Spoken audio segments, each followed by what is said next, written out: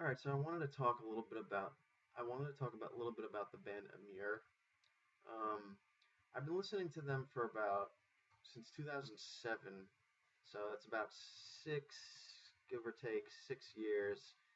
Um, they started in 2003 with founding members Joe and Ben Leonetti, and actually the vocalist Frankie Palmieri, who would take the train in every weekend to practice and kind of jam out song ideas and things like that.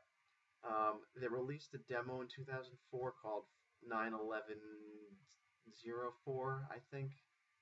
Don't quote me on the name, but it had 3 tracks on it, very brutal, um, uh, poorly produced, which actually made it great.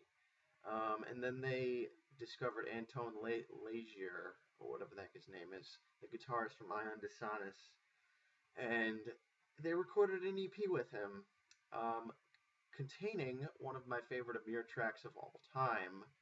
Um, I should have called Mrs. Cleo. Phenomenal track. Um, I mean, there's a verse in there where all the instruments fade away, and he kind of goes into this verse, um, where he says the lyrics, "Fear not, my brethren, there will be salvation." Beautiful, beautiful.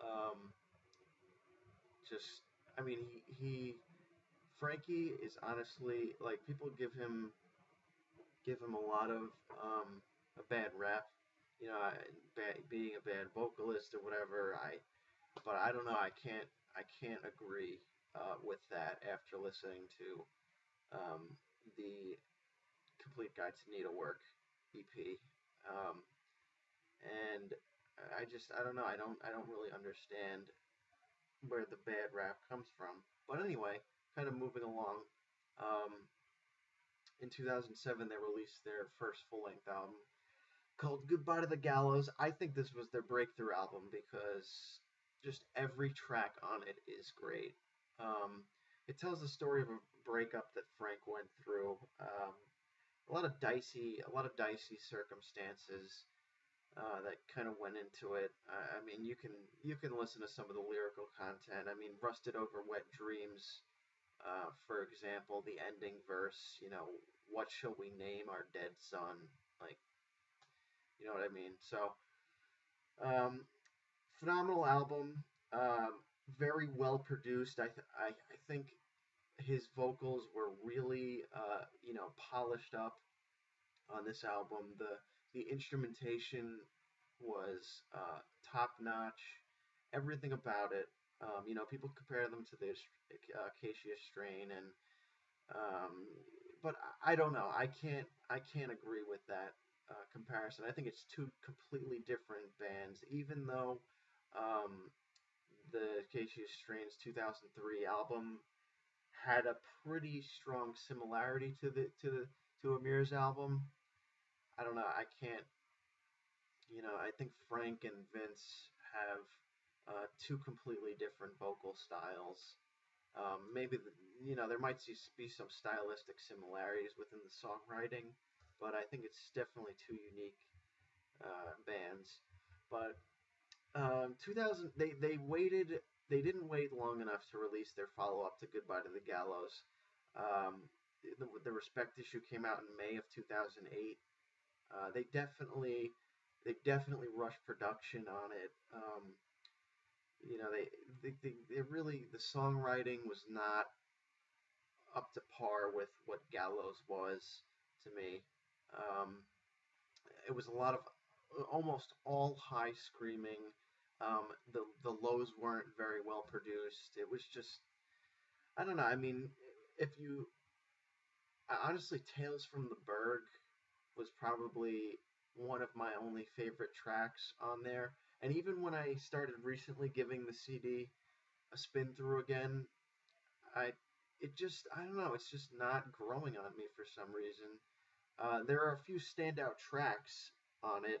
I mean, the instrumental "Dry Ice," So it really proves that they are capable of writing melodic, meaningful music. But it's just, I don't know, something about the production of that album. It was just wasn't. It was raw. It wasn't. Excuse me. It wasn't raw. I think to kind of for Emmure to really shine through, they need to have a producer that understands like the rawness that needs to be behind Frank's vocals, um, and just the overall instrumentation in general. I think that really, I'll give it another shot. I'll give it another listen. I mean, I'll probably have to download it eventually just so I can say I have their entire discography. But for now, we're gonna just leave that album on the back burner. There was a lot of melodic guitar parts, but I don't know, something about that album just wasn't doing it for me. And then the next year, I mean, they're releasing an album every year. The next year, Felony came out, and this album actually did grow on me a lot. I mean, the first time I heard it, I hated it. Sunday Bacon and R2 Deep Throat, and he talks about penises in that song, and it's just really, really, really not what you want to hear in a song. I mean, it's cool in the pit, ask your girl what my tea tastes like and all that stuff, but um, not really like not really like ingenuitive like songwriting. There was a lot of dissonant chords in the music, and but honestly, the more I've taken the time to revisit that album, it really has grown on me. You realize that there's a lot more like subtle intricacies within the songwriting. Like there's a solo in First Impressions at the beginning that I really enjoy, and the song "Don't Be One." Frank actually tries to sing. It sounds mediocre, but then he goes into his harsh vocals a little bit later on in the song, and it makes up for the singing. Um, and I just, you really understand what, um, what the level of brutality that is behind a can be accomplished with a good producer. They had Anton Leisure, whatever the heck his name is, produce this album again, and it really shines through in the production values. The guitar tones are a lot cleaner. Um, his I mean, the songwriting ability, like, really, it comes off as mediocre at first on this album, but it will grow on you. So I will say, definitely listen to Felony again if you're a fan of Emmure.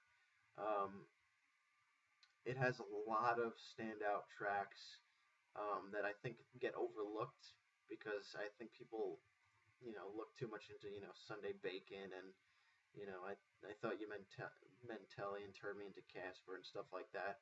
But just give Felony another listen. And I think this definitely kind of paved the way for their 2011 album being as good as it was because they waited 2 years between the recording of the two albums, and I think 2 years is a good gap, and I hope they stick with it. I mean, I'll get into their most recent album later, but um, Speaker of the Dead had, they had Joey Sturgis on production for it, and he really cleaned up their sound, and it had 15 tracks on it. A lot of what I like about it is there was a lot of song titles, excuse me, that had to do with things that I enjoyed as a kid, kind of similar to how Frankie enjoyed Street Fighter. The song "Demons with Ryu" is about Ryu's like never-ending devotion to martial arts, and um, it's not always about winning the trophy. It's about furthering yourself as a martial artist, and um, he's a big Street Fighter fan. Last Words to Rose is about the character Bison, and some of the last things he said to Rose before he left left her. I don't really know too much of the Street Fighter backstory, but um, that is definitely part of it. And I, it was a phenomenal, it was a great album, very groovy, a lot of standout tracks. A lot of people initially thought like Solar Flare, Homicide, and Demons with Raya were the only standout tracks, but really, Bohemian Grove and um, Four Poisons, Three Words, and um, Word of Vitulo, and just I mean the whole honestly the whole album has standout to it. Next year, 2012, they didn't wait 2 years again. Of course, 2012 in April, almost a little more than a year later, they released Slave to the Game, and honestly, it just seemed so you know it was almost like B-sides from the writing sessions of Speaker of the Dead. Although I will say that the concept behind this album is awesome to me. Um, they they took like the Marvel Comics approach again. Songs like Blackheart Reigns and uh, Crossover Attack, and having played a lot of these games in the arcade, probably similar to how Frank played them, I definitely appreciated some of the lyrical content on this album and just how the songs were structured. I do think the album was still rushed. Um, you know, you could barely hear the high screaming, and it just sounded very very muddled, like overly produced. It wasn't raw like I was hoping it was gonna be. It was just very, they put out a record for the sake of putting out a record, even with the lyrical content and some of the instrumentation being cool, like in MDMA and Proto Man, and things like that. But it was a very rushed album, and I think they definitely could have. It would have helped them to wait another year, so like release it in 2013. Um, but then they did wait 2 years again to they're just about to release Eternal Enemies, which I pre-ordered on the Victory website, and I also got Goodbye to the Gallows on vinyl with a shirt and shorts and stuff. Pretty cool. My old Emmure shirt kind of faded away in the wash, so it was nice to get some new Emmure merch. And because my respect for them went up tremendously from re-listening to Felony and uh, now this new album, Eternal Enemies, I think it's going to be one of their strongest albums to date. There's a lot of standout tracks. I won't give any of the information about it away because it hasn't been released yet. But a gift occur. Um, a Gift or a Curse. I think that's what that song is. They actually just released it as a single. Love the instrumentation in it. I think they really spent a lot more time writing this album, and just there's definitely a lot more passion that I feel went into this album. One of my favorite tracks, "We Were Just Kids," the final track in the album. This album really proves to me that Emmure still has potential as a band. They just have to stop releasing an album every year and kind of put more time in between album releases and really, spend time structuring the songs better and keep building their foundation. And I think also Frank needs to stop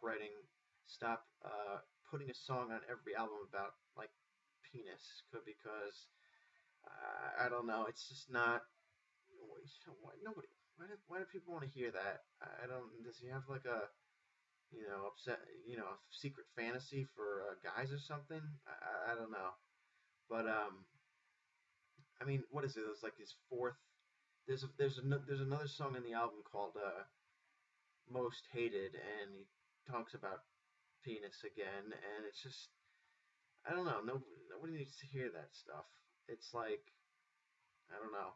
But I mean, that aside, great instrumentation. My respect still has gone up for them because of this album. And I think that they do get pretty bad rap uh, in the scene. They're constantly on tour, so I know that there are people, they have a big fan base, but, um, if you've kind of lost faith in Emmure because of their, consistent, putting out albums and, they seem to not really care about the music they put out.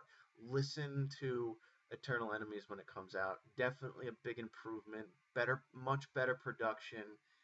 It was definitely not a rushed album, which I was definitely encouraged to see.